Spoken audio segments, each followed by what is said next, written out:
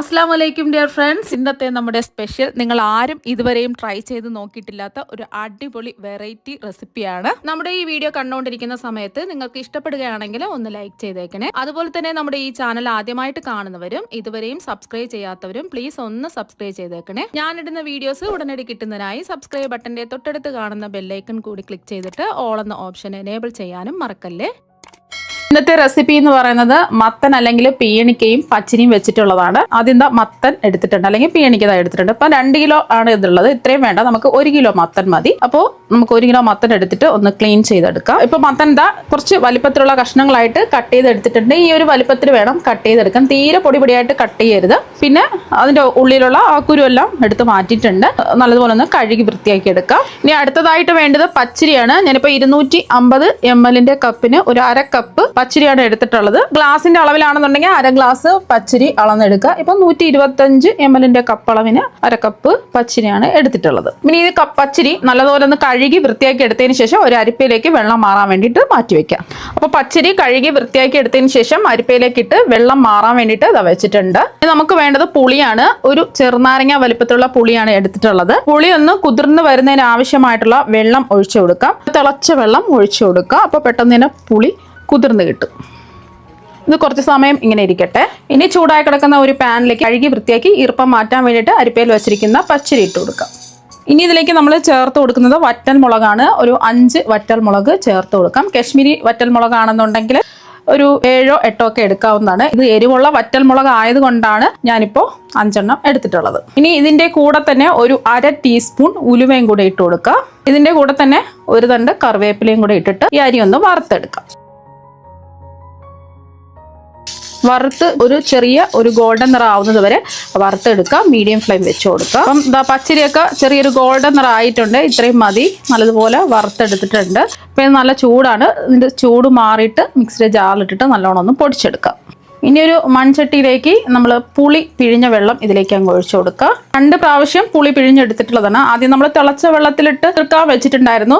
ആ തിളച്ച വെള്ളത്തിന്റെ ചൂട് മാറിയിട്ട് പിഴിഞ്ഞെടുക്കുക. വീണ്ടും 1 കപ്പ് വെള്ളം ഒഴിച്ചിട്ട് വീണ്ടും ഒന്നുകൂടി പിഴിഞ്ഞെടുത്തിട്ടുള്ള പുളിവെള്ളമാണ്. ഇനി ഇതിലേക്ക് ആവശ്യത്തിനുള്ള ഉപ്പ് ചേർത്ത് കൊടുക്കാം. ഞാനിപ്പോൾ ഒരു 3/4 ടീസ്പൂൺ ഉപ്പാണ് ചേർക്കുന്നത്. ലാസ്റ്റിൽ ഉപ്പ് കുറവുണ്ടെന്നുണ്ടെങ്കിൽ ആവശ്യത്തിനുള്ള ഉപ്പ് ചേർത്ത് കൊടുത്താൽ മതി. പിന്നെ ഇതിലേക്ക് ഒരു 1/2 ടീസ്പൂൺ മഞ്ഞൾപ്പൊടിയും കൂടി ചേർത്ത് കൊടുക്കുക. ഇതെല്ലാം കൂടിയിട്ട് ഒന്ന് മിക്സ് ചെയ്യാം. അപ്പോൾ പുളിവെള്ളമൊക്കെ തിളച്ചിട്ടുണ്ട്. ഇതിലേക്ക് കഴുകി വൃത്തിയാക്കി എടുത്ത മത്തൻ്റെ കഷ്ണങ്ങൾ ഇട്ട് കൊടുക്കുക. ഒന്ന് മിക്സ് ചെയ്ത് കൊടുക്കുക. എന്നിട്ട് നമുക്ക് ഇത് മീഡിയം ഫ്ലെയിമിൽ വെച്ചിട്ട് ഇതൊന്ന് വേവിച്ചിട്ടെടുക്കാം. അധികം അങ്ങ് വെന്ത് കുഴഞ്ഞു പോകരുത്, വെന്തങ്ങ് ഉടഞ്ഞു പോകരുത്. എന്നാൽ നല്ലോണം വേവുകയും വേണം. മൂടി വെച്ച് കൊടുക്കാം. അപ്പോൾ നമ്മൾ പച്ചരിയും ഉലുവയും വറ്റൽമുളകും കറിവേപ്പിലയൊക്കെ വറുത്തെടുത്തത് ചൂട് മാറിയിട്ട് പൊടിച്ചെടുത്തിട്ടുണ്ട്. നല്ലതുപോലെ പൊടിച്ചെടുക്കുക. ഈ ഒരു കളറിലാണ് പൊടിച്ചെടുക്കുമ്പോൾ കിട്ടുന്നത്. ഇനി ഒരു അരപ്പ് തയ്യാറാക്കണം. അതിന് വേണ്ടിയിട്ട് 1/2 കപ്പ് ചിരകിയ തേങ്ങ എടുത്തിട്ടുണ്ട്. അതുപോലെ തന്നെ ഒരു പച്ചമുളകും എടുത്തിട്ടുണ്ട്. ഇത് എരിവുള്ള പച്ചമുളക് ആയതുകൊണ്ട് 1 എടുത്തിട്ടുള്ളത്. എരിവില്ലാത്ത പച്ചമുളകാണെന്നുണ്ടെങ്കിൽ 2 എടുക്കുക. പിന്നെ വെളുത്തുള്ളിയും ചെറിയ ജീരകം ഒന്നും ചേർക്കുന്നില്ല. വെറും ചിരകിയ തേങ്ങയും പച്ചമുളകും ചേർത്തിട്ട് അരയ്ക്കാൻ ആവശ്യത്തിന് വെള്ളം ഒഴിച്ചിട്ട് ഇതൊന്ന് അരച്ചെടുക്കുക. അപ്പൊ നമ്മൾ പൊടിച്ചു വെച്ചിരിക്കുന്ന പൊടിയിലേക്ക് ഒന്ന് വെള്ളം ഒഴിച്ചിട്ട് 1/2 കപ്പ് വെള്ളം ഒഴിച്ചിട്ടുണ്ട്. കുറച്ചും കൂടെ വെള്ളം ഒഴിച്ചു കൊടുക്കുക. ഒരു 3/4 കപ്പ് വെള്ളം ഒഴിച്ചു കൊടുത്തിട്ടുണ്ട്. ഒന്ന് കലക്കിയെടുക്കാം. അപ്പോൾ ഒന്ന് കലക്കി എടുത്തിട്ടുണ്ട്. ഇനി മത്തൻ വെന്തിട്ടുണ്ടോന്ന് തുറന്ന് നോക്കാം. ഇടയ്ക്കൊന്ന് ഇളക്കി കൊടുത്തിട്ടുണ്ടായിരുന്നു. അപ്പോൾ കഷ്ണങ്ങളെല്ലാം നല്ലതുപോലെ വെന്തിട്ടുണ്ട്. വലിയ കഷ്ണങ്ങളെല്ലാം ചെറുതായിട്ട് ഉടച്ചിട്ട് കൊടുക്കുക. ഒരുപാടങ്ങ് ഉടച്ച് മഷി പോലെ ആക്കരുത്. ചെറിയ കഷ്ണങ്ങളായിട്ട് ഇതുപോലെ ഒന്ന് ഉടച്ചു കൊടുക്കുക. അപ്പോൾ ചെറിയ കഷ്ണങ്ങളായിട്ട് ഇതുപോലെ ഒന്ന് ഉടച്ചിട്ട് കൊടുക്കുക. എന്നിട്ട് ഇതിലേക്ക് അരി വറുത്ത് പൊടിച്ച് കലക്കി വെച്ചില്ലേ, അത് ഇതിലേക്ക് അങ്ങ് ഒഴിച്ചു കൊടുക്കാം. ഒന്ന് ഇളക്കി കൊടുക്കാം. ഒന്ന് ഇളക്കി കൊടുത്തതിന് ശേഷം ഇതുപോലെ ഒന്ന് തിള വരുന്ന സമയത്ത് അരച്ചു വെച്ചിരിക്കുന്നതും കൂടെ അങ്ങ് ചേർത്ത് കൊടുക്കാം. മിക്സിയുടെ ജാറ് കഴുകി ഒരു 1/2 കപ്പ് വെള്ളവും കൂടെ ഒഴിച്ചു കൊടുക്കാം. തീരെ നിങ്ങൾക്ക് ലൂസായിട്ടാണ് വേണ്ടതെങ്കിൽ കുറച്ചും കൂടെ വെള്ളം ഒഴിച്ചു കൊടുക്കാം. ഞാനിപ്പോൾ ചെറിയൊരു കുറുകിയ രീതിയിലാണ് ഇത് തയ്യാറാക്കുന്നത്. എന്നിട്ട് എല്ലാം ഒന്ന് മിക്സ് ചെയ്യുക. ഒരുപാടിട്ട് തിളപ്പിക്കരുത്. ചെറിയൊരു തിള വരണം. തിള വരുന്ന സമയത്ത് ഉപ്പൊക്കെ ഉണ്ടോന്ന് നോക്കുക. ആവശ്യമെങ്കിൽ ഉപ്പ് ചേർത്ത് കൊടുക്കുക. ഉപ്പ് നോക്കിയപ്പോൾ കുറവായതുകൊണ്ട് ഒരു 1/2 ടീസ്പൂൺ ഉപ്പും കൂടെ ചേർക്കുക. വീണ്ടും ഒന്ന് ഇളക്കി യോജിപ്പിക്കുക. കടുക് താളിക്കുന്നതിന് വേണ്ടിയിട്ട് ചൂടായി കിടക്കുന്ന ഒരു പാനിലേക്ക് ഒരു ടേബിൾ സ്പൂൺ വെളിച്ചെണ്ണ ഒഴിച്ചു കൊടുക്കാം. ഇതിലേക്ക് ഒരു 1/2 ടീസ്പൂൺ കടുക് ഇട്ട് കൊടുക്കാം. ഇതിൻ്റെ കൂടെ തന്നെ ഒരു 1/4 ടീസ്പൂൺ ഉലുവ ചേർത്ത് കൊടുക്കാം. കൂടി പോകരുത്. നമ്മൾ നേരത്തെ പൊടിച്ചെടുത്ത സമയത്ത്, പച്ചരി പൊടിച്ചെടുത്ത സമയത്ത് ഉലുവ ചേർത്തിട്ടുണ്ട്. അപ്പോൾ കുറച്ച് ചേർത്ത് കൊടുത്താൽ മതി. പിന്നെ 1-2 വറ്റൽ മുളക് ചേർക്കാം. കുറച്ച് കറിവേപ്പിലയും കൂടെ ചേർത്ത് കൊടുക്കാം.